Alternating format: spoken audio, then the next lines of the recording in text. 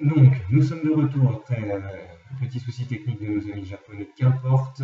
Avec donc Rémi, le constat est fait, voilà, en gros plan, que Française et Espagnole ont remporté les deux premières périodes une chacun.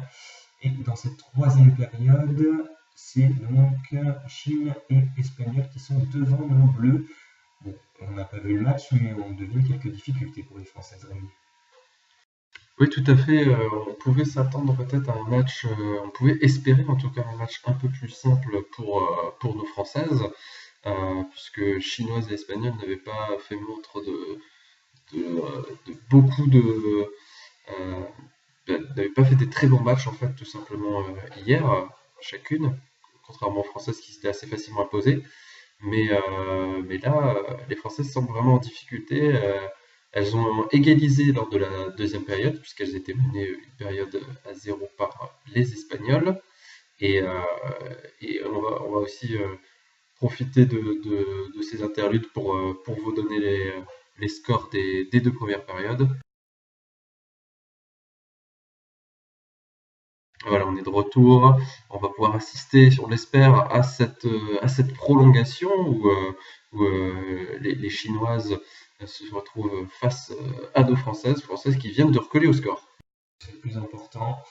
Euh, Ne pas laisser la Chine à une période, parce que bon, si les trois équipes sont à une période chacune, ça peut sentir la rencontre marathon. Heureusement, oui, un gel. Alors, que disent les arbitres là-dessus? Alors, il y a eu contact, hein. Il y a eu contact, ouais, tête contre tête, semble-t-il. Alors, pas de casse, ça c'est le plus important. Les deux joueuses sont debout. Mais du coup, discussion des arbitres. Alors là, Rémi, la discussion peut être lourde de conséquences, puisqu'on est quand même à 11-11 dans cette troisième période. Nous, hélas, le ballon a tout masqué. Quelle est la décision? Reprise de jeu, aucune joueuse sanctionnée. Un contact, on va dire, volontaire. Hein, tout a été fait involontairement. Les Françaises repartent donc à l'attaque. On a eu un petit peu peur, donc toujours 11-11, le suspense reste entier. Il semblerait que les arbitres n'aient pas pu voir ce qui s'est exactement passé, et c'est finalement bien comme ça. On va repartir sur des bases sereines, et donc sur cette frappe d'Adeline. Oh, bien Ah, joué. ça c'est très mal joué de la part d'Aurore en rapproché qui n'a pas du tout gardé son coin, qui est parti dans le coin de Sonia, hein, en haut à droite de votre écran, alors que Sonia est plus rapide et éloignée, donc elle était présente, elle, dans son propre coin.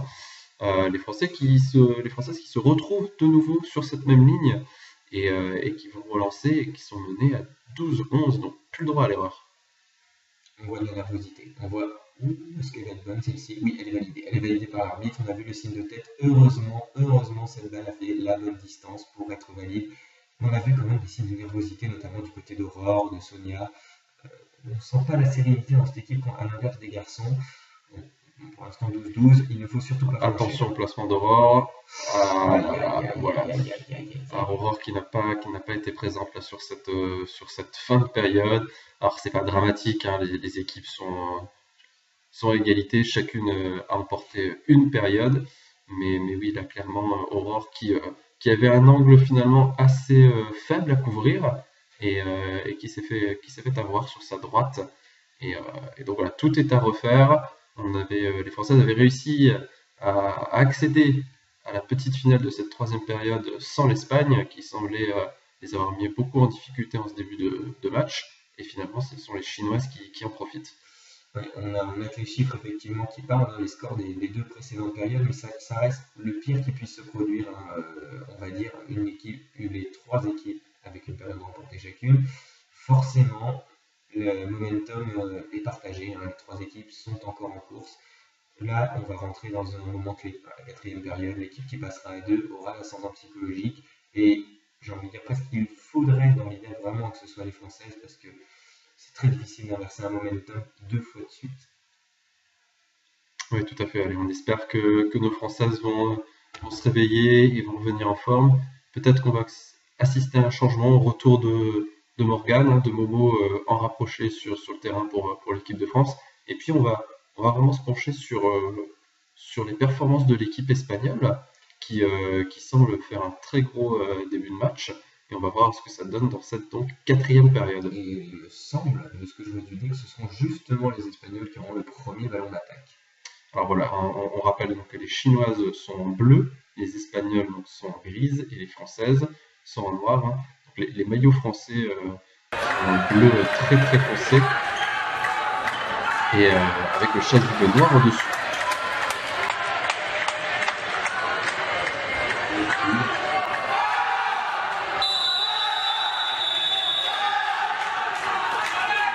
Début de cette quatrième période, un peu plus importante. Clairement, Français sur le de Sarah. Est-ce que le nickel est ici? On a tout complètement carré. Et Sarah va rapprocher. Ça va être Sarah la rapprocher sur cette période. Un choix stratégique. Tous les Chinois de l'attaque, dans la réception des Espagnols. On découvre un petit peu le point de vue qui se passe en contre et il attaque les lignes, il attaque plein ligne des Espagnols, il frappe le temps et il vient tomber avec une belle précision sur la ligne, les Espagnols attaquent fort. Tout à fait, et surtout ce qu'on peut remarquer en tout début de quatrième période, c'est que Chinoises et Espagnols s'attaquent pour l'instant. Et là, c'est aux Françaises enfin de rentrer donc, dans cette quatrième période, belle rapprochée de Sarah. Alors, les joueuses présentes sur le terrain, on a Sonia, donc, qui est restée, qui était déjà présente dans la troisième période. Bon, très beau déplacement, voilà, c'est très très bien joué, très bien effectué. On a Sarah donc, qui rapproche, Sonia Morland. On a Valérie, si je ne m'abuse, sur la droite, et je pense que c'est bien Adeline qui est également restée, elle était également présente en cette fin de troisième période, qui va prendre le coin nord de votre écran. Alors, les Espagnols ont un de points. Trouver la faille entre Sarah et Sonia. La défense, c'est légèrement, j'ai l'impression, dilatée côté française. Et la brèche a été trouvée un peu partout. Et ça confirme l'impression que j'avais les résultats qui nous sont parvenus. L'attrition extrêmement serrée. La trame de Sarah est très basse. Effectivement, c'est une trame descendante. Les Français sont en deux fautes de suite, mais chacune descendante. Contre ces hommes là, il faut absolument, il ne faut pas marquer sur la frappe, en tout cas, on peut faire des fautes. De toute façon, on bénéficiera d'un temps de repos, elles sont en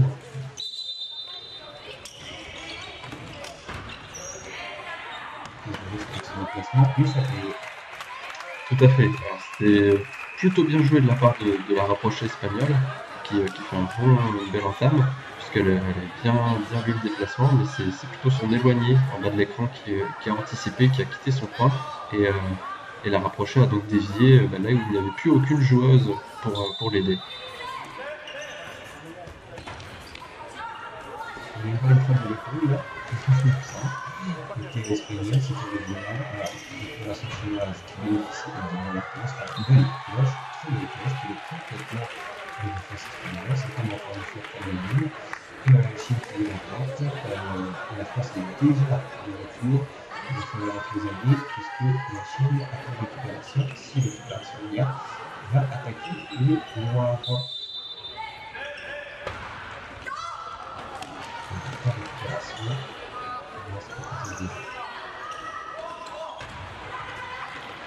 Tout à fait, les Chinoises en tête qui mènent 5-4-3 dans cette quatrième période, les Françaises au ballon qui vont tenter de recoller au score.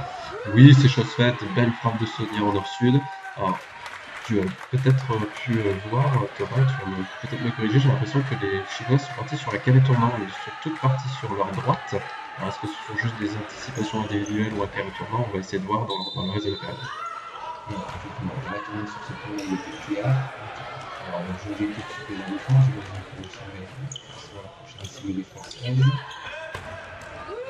Et là, on était plus parti sur des anticipations vers la droite. Elle est très courte, elle tombe assez rapidement après une trajectoire rectiligne. C'est le coup dans les arbitres. La France repasse en tête à la moitié de la période. Avec ses deux, attention, on ne va pas perdre l'attention. Pour l'instant, c'est pas grave. Il faut le rapprocher plutôt sur l'idée efficace, parce que je dis ça, c'est le classique en direct. On peut mettre en direct quelque chose, c'est le respect pour l'idée défensive et les liens, de la rapprocher de la place. C'est un peu sur ces balles en fait de ligne, c'est le principal risque que le rapprocher, c'est le déplacement ou le dunk. Il faut vraiment être très alerte sur ces deux attaques. Sarah qui rapproche. Alors, je pense qu'elle avait fait une défensive illégale, ça.